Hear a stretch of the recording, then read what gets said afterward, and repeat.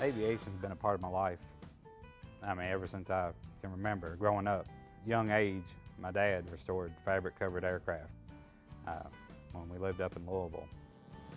What I like most about model aviation is you can do things with these models that in a real airplane you couldn't survive.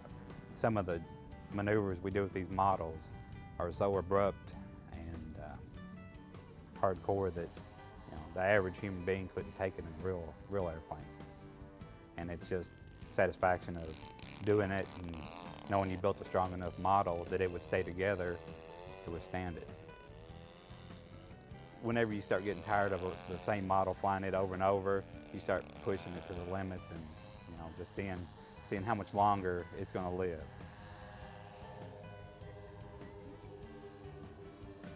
You start with a trainer plane and the field equipment to start it and fuel it.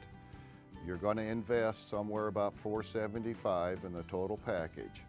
You join the local club and get flight instruction at the field. As a club member, nobody charges for these instructions. Within a year or two of your learning to fly, you'll be teaching someone new yourself. This is a hobby that can be done at any level of finance. You don't have to be rich. You fly within your means. Once you've learned to fly, you can spend an hour at the field or you can spend a day. There's no time limitations, there's no time constraints. And if you meet somebody for the first time, you can see it in their eyes when this is the hobby for them. They light up like a light bulb. With the old days of training, before the technology we have now, you'd be passing a transmitter back and forth. And the guy learning to fly would get in trouble and you'd have to scramble and grab the radio from him. Nowadays we don't do that. We have what's called a buddy cord, and you actually plug one radio into another one, and there's a cord stretched between the radios. The instructor has a switch on his radio. He holds a switch and the guy learning to fly has full control of the airplane. The student gets in trouble, release a switch, and you have it. But it has saved a lot of airplanes over the years.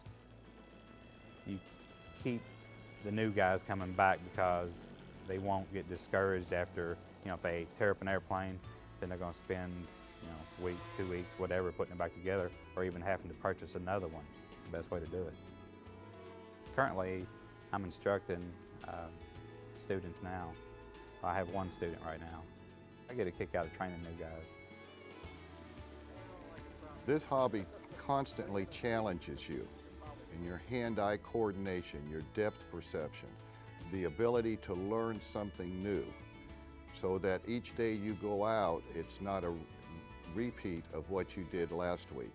You can push your limits up to your own financial liability, but it's something new every time you go. And the satisfaction of learning something new and taking the home in one piece is why I stay in the hobby. Everybody in this hobby will crash.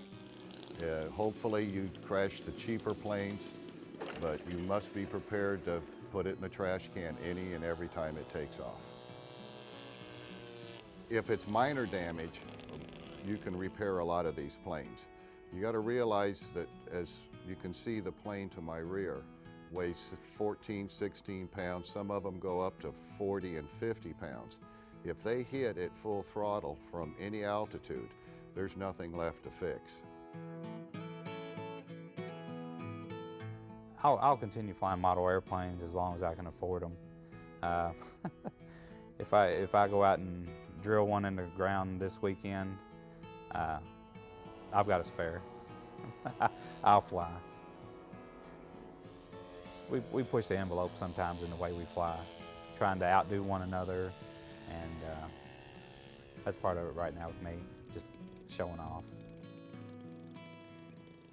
I enjoy the friendship out there. There's always something to learn, new products, advancements in technology with the hobby.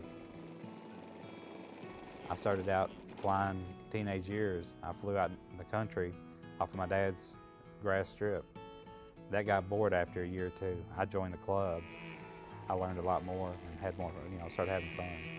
To me, there's nothing out there that can be more relaxing than just hanging out and flying.